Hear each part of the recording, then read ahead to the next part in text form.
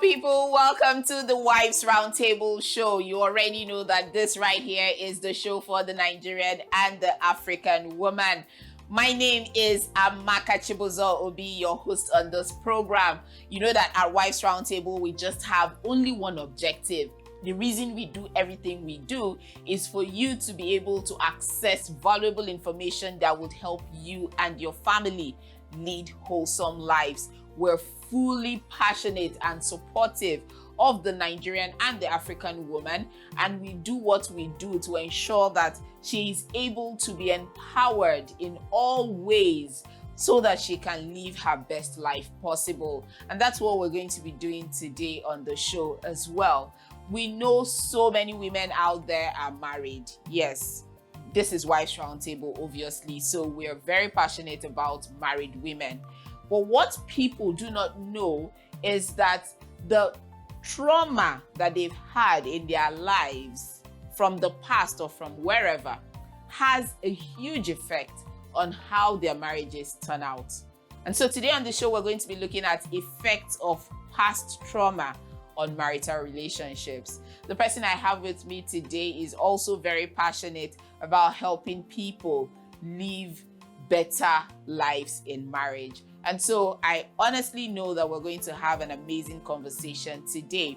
We're going to figure out how trauma can affect marriage, because the truth is a lot of people don't even think that there is a relationship. So we're going to point out the relationship and what you can do to ensure that the trauma you have experienced in your life does not have an adverse effect on your marital relationship.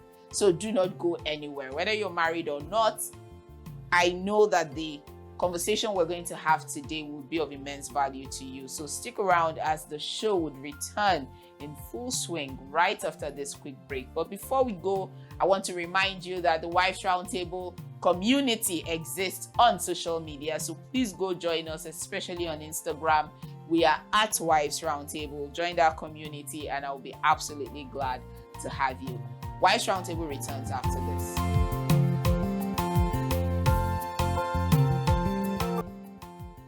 Welcome back. This is the Wives Roundtable Show. My name, of course, is Amaka Chibuzo-Obi. And today on the show, I'm very excited to be welcoming my friend and sister, Ibiroke. Babe, welcome to Wives Roundtable. Thank you so much for having me. Yes, so people don't even think that as calm as she sounds is how she is, so don't mind how.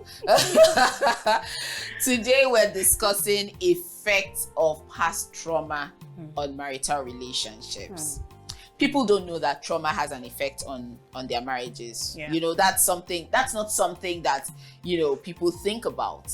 We know that we went through certain things in our lives. We know that things happened to us in the past. But we just assume that when we get into marriage, that it's just going to, all those things will take care of themselves, or they would not even pop up. I mean, this is me and my husband. Why are we talking about what happened to me in the past? All things have passed away, and behold, everything is new. That's what people think. Yeah. Is that true? It is, in the real sense, it's actually not true. Because as we come into marriage, we're a product of who we are. We're just a product of our growing. We're a product of the environment that raised us. We're a product of everything that contributed to where we got to. The point where we are. Yes, to where we are at the moment. So, first of all, I'll say marriage is like an omelette made. Okay. The omelette is basically not a function of the ingredient, but a function of the egg used for the omelette. Because the ingredients is just to add up to... Just to make it spicy. Yeah, just to spice it up. But the major thing in itself that makes the omelette is the egg. So if the egg is spoiled, you're not definitely going to have... No matter the amount of salt and the pepper and everything. It's not going to that won't really matter. So I liken that to marriage. So we are all a product of who we are, and that's what we bring to the table when we get married to each other. Now, what is trauma? So when you talk about trauma, is like something bad that happens to someone, like an emotional response to it, you know, and it could be rape, it could be natural disaster, it could be anything, it could be accident, it could be anything. All other forms of abuse. So I'm not going to go deep into the different types of trauma and all of that, but there's a particular one that seems like it always follows us continually because it it was something that was with us as we grew up, which is developmental trauma, or let's say childhood trauma.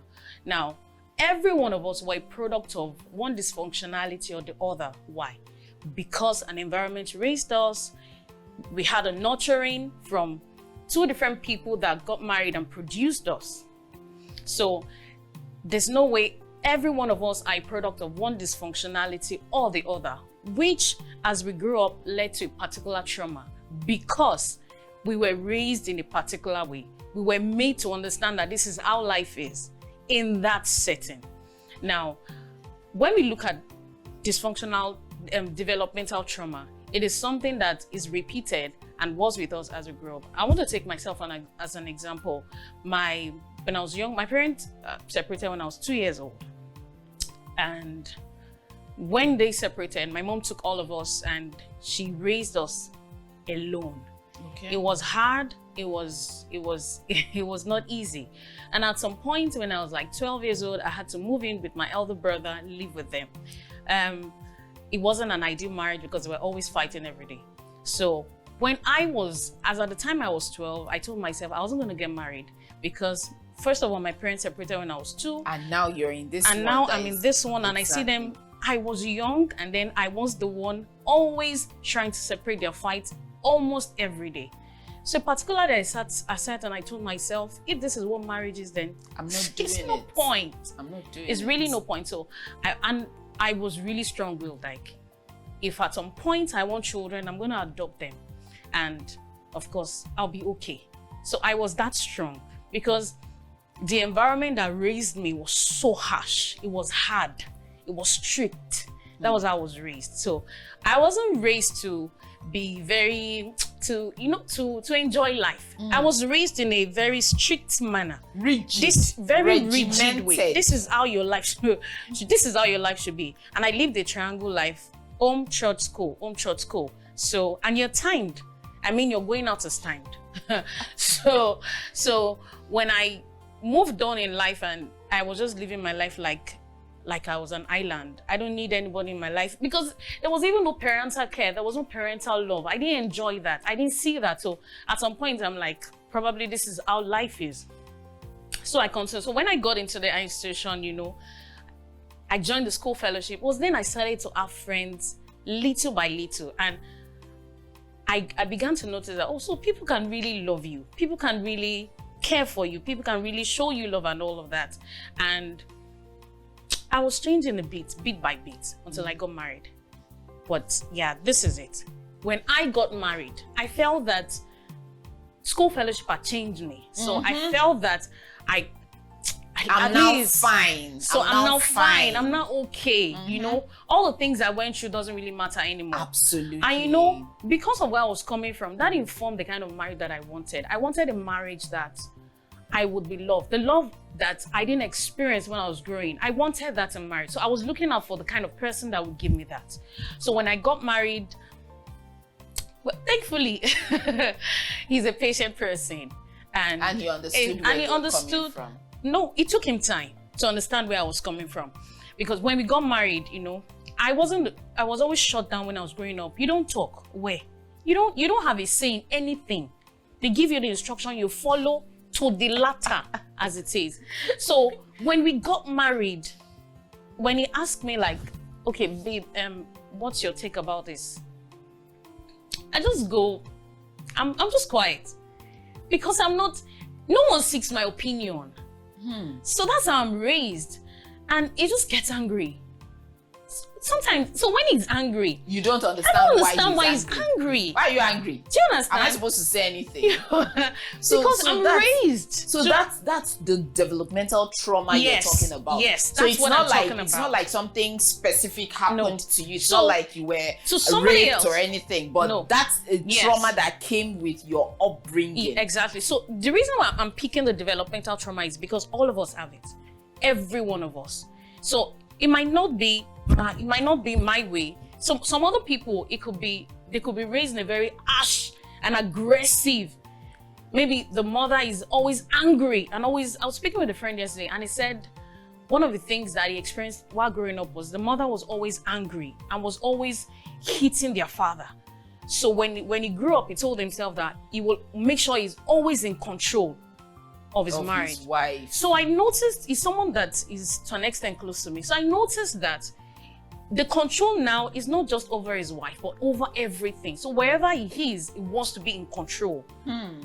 Which, as if it's a woman, the woman is going to have issues with the husband. Now, the husband won't understand that she's coming from an environment that the mother is always wants to be in control. So developmental trauma is, all of us, we have it one way or the other. Some it could show for maybe in their esteem. Some it could be anger. Some it could be fear. Some depending on the kind of environment. And like I said, every one of us were a product of one dysfunctionality or the other, irrespective of how beautiful the marriage is.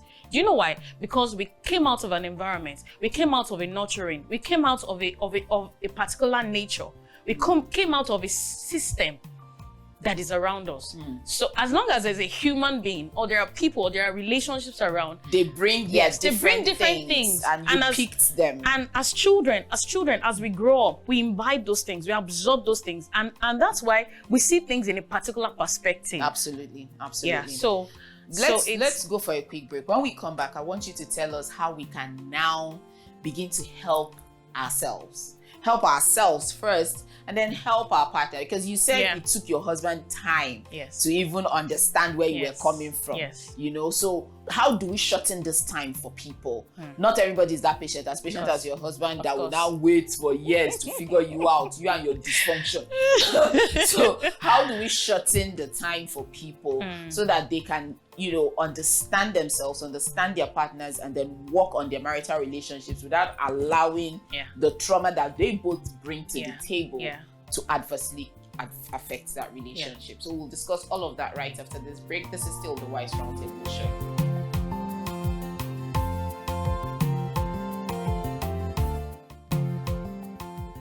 Welcome back. You're still on the Wivesroundtable Show, and we're still discussing the effect of past trauma on marital relationships. I still have with me my friend Ibironke. So far, she has said so many things. The first is that most of us, if not all of us, have experienced one trauma or the other. And I love the fact that she did not talk about trauma as a singular event that happened to us, but as something that we developed into for the mere fact that we were raised in a particular setting. The certain things that we may have imbibed that could cause trauma in our system without us even being aware of it. And this is where you hear people say, this is the way I am, this is who I am. Those things may actually be traumatic events that you have taken on to be your person. And you bring this into your marital relationship and issues begin to come up, but you're confused as to why you're having those issues, because after all, this is the way I am. You don't know that it's the trauma that you experienced or that you lived through that is causing that situation. So now that we've established all of that, the question is, how do we help ourselves individually and our partners to ensure that this trauma does not wreck this nice thing that we have going on in our marriages? So Ibironke, please, we don't want trauma to scatter our relationship. So how do we go about it? Okay, so there are different things that we need to bring onto the table to actually, you know, overcome this in marriage, because it's something that came with us for years. Big baggage. It's not going to take one big day and heavy baggage for us to get over it. So it took me, I was saying my husband will ask me my opinion about something, and I'll just keep quiet. And when he's like, you're not saying anything, I tell him, I'm thinking about it. I'm not raised to be spontaneous. I'm not raised to respond quickly. I'm raised to be quiet. I'm shut down when I was growing up. So my opinion is, so it was over time we began to say, tell me about your growing up. Okay. And then we started to talk about it. And I told him, this is how I was raised. I was raised in a strict and harsh environment. So the first thing, first of all, is be self-aware. A lot of us are not even aware that it's a trauma. And it's something that came with us over the years. A lot of us are not. So when when there's no self-awareness, you don't even know something is wrong. And the other partner is trying to say, I can't decode her. I can't decode him. I don't know what's going on. So until we need to come to that place of being self-aware. And the second thing is, you're now self-aware. Okay, what do I do? What's the next thing to do? Speak to your partner. This is what I think. Just talk about the issue. Of course, there must have been an issue that makes you look back and say, okay, so this is the reason why I react this way, or this is the reason why I do this. And then by the time you sit and talk about it, so my husband and I spoke about it. Talking about it, the communication actually brought him into pass over that wall of me just going like, I'm just quiet. The communication brought him closer. Him closer from his place of my husband. What's wrong with you? Why are you not talking? My husband is a talker. I mean, it can go on for hours talking, and I'm just, sometimes I want to cry because I'm not that. That's not my world. That wasn't my world. Not until over the years now that we've married. Sometimes I want to cry. I'm telling you, that's it. That's exactly the same. God. Sometimes I want to cry like, I am tired. This is stressing me. You're talking too much. It's actually stressing me. So when we talked about it, my husband once wanted to cry because just and the way you are is like the opposite for me. So it took him to come into a space of being very expressive, past my wall of quietness, into that space of him knowing that I can talk. He came into that place to say, okay. And how did he come in there? He was patient with me. And he began to bring me to the space of, okay, don't worry, I'll take your time. Just think about it. And then he comes probably in another 30 minutes like, babe, what's up? Do you have something to say now? I'm like, at that point, I'm actually going into myself to say, okay, I think, and then I started to talk. And sincerely today, like, I can't even control you again. You just, that's what he says to me these days. Like, before you were so quiet. Now you just talk to me anyhow. I'm like, you taught me to talk. And that's it. So that's about that. Another part was, when I got married, I get angry quickly. I was always angry about everything. Even when no one offends me. Suppressed emotions. Even when no one offends me, I was always angry. And my husband is like, I'm just going. So at the time, he told me, when you're angry, what do? I said, just leave me when I'm angry. He had to ask you by himself. Yeah, he had to ask me. And I said, just leave me. I'll be okay. I'll come out of it myself. And sincerely, I started to, so over time, the way I get angry before, it started to reduce over time. It started to reduce. So because he's a very playful person, he's a sanguine, he's just very careless with, sometimes it's just, another thing is, when people are joking and laughing, I wonder what's funny. Because the kind of environment I was coming from, I'm telling you, kind of environment I was coming from is everyone to your tent, do your job. It's like a military zone. So when people are laughing and gisting and just enjoying their life, me, I'm just like, what's going on here? You guys are wasting away your life. You're just laughing and you're playing. Because I wasn't raised like that. So when he's all up, my husband is a very scatter sanguine sometimes. I'm like, Blondie, what's going on? You're just everywhere. I'm not getting it. I say, you better loosen up and enjoy your life. So over time, I got used to just coming out of myself and getting better. So after communication, the other party needs to come into the space of that person consciously. And the last thing is, you need to see a therapist. Because sometimes sometimes these issues are not soft. They're not simple. Easily accessible. Yes. Even. They're not simple. And so many things can contribute to that. The personality of the person, the issue at hand, and it could be so many things, and so on and so forth. So a lot of times it takes you coming into, so they say to married people, it's not until there are issues you go for therapy.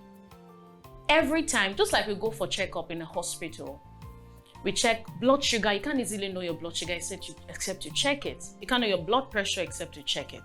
You can't know so many things in your body except to check it. So it's the same thing with marriage. you need to go for therapy. Over time, as you go for therapy, you get to understand each other. Someone else, a third party that is professional, needs to come into that space of helping you to understand each other and be able to bridge the gap. And yourself, yes. And be able to bridge the gap of whatever is going on. This really, really amazing. And what I'm hearing actually is openness. Yes. Both parties have to be open. Yes. This is not a case of, what is it? Why are you asking me about my past? What has my past got to do with what we're discussing now? You have to be open about these things. And another thing, this self-awareness we're talking about, a lot of people think they're self-aware and they're not. Yeah. Because they lie to themselves about certain things. That's self-denial. Yes, self-denial. Yes. There's certain things that you have gone through that you're like, oh, well, I went through it. I'm fine. I've healed. But it's a lie. Yeah. You've not healed. Yes. You're hurting. Yes. It's paining you. Yes. It's inside there causing havoc. And you're lying. If you lie to everybody, I tell people, if you lie to everybody, try not to lie to yourself. Correct. Because that's the worst thing ever. Correct. So there's so many people living in self-denial. They are not accepting that the reason this relationship is rocky, or the reason we are having problems in our relationship, is because of who I am, coming from where I'm coming from. Do you understand? This, being accepting who you are. Yeah. You accepted it. Yes. You remembered where you were coming from, and you did not try to push it away. Yes. You I was ready to change. You were ready to change. Because I want to enjoy my marriage. Absolutely. I didn't experience a parental love. I didn't see marriage as a good thing when I was growing up. So eventually, when you decided to get married, I decided to, I wanted it right. I wanted it good. So I was ready to do everything, that will make it go well. So at the end of the day, it takes two to tango, like we always say, both parties. And this trauma is not only the woman. Now that Ibreka used her life, I'm sure some guys will be like, hey, these women always come to marriage with trauma. Even the guys, everybody. We're all a product of it. Everybody comes with their own baggages. It's just for you to be sincere to yourself and say, maybe, just maybe, the issues we're having could be as a result of who I am, coming from where I'm coming from. So is there a need for me? Of course there is a need. There is no question to that. For you to be better. Yeah. Seek therapy if you can't handle it yourself. And honestly, I recommend that you go for therapy, because there's so many things that you would not be able to access yourself that only a therapist can help you access. Yeah. We need flourishing marital relationships, because the family is the bedrock of society. So if we want our society to be the better for it, then our marriages have to start showing that example of the better society that we all need. Until I come your way next week, love everyone around you, but most importantly, love yourself, because you can't give what you don't have. This is Amaka Chibuzo-Obi saying God bless you and have a very fantastic day. Bye-bye.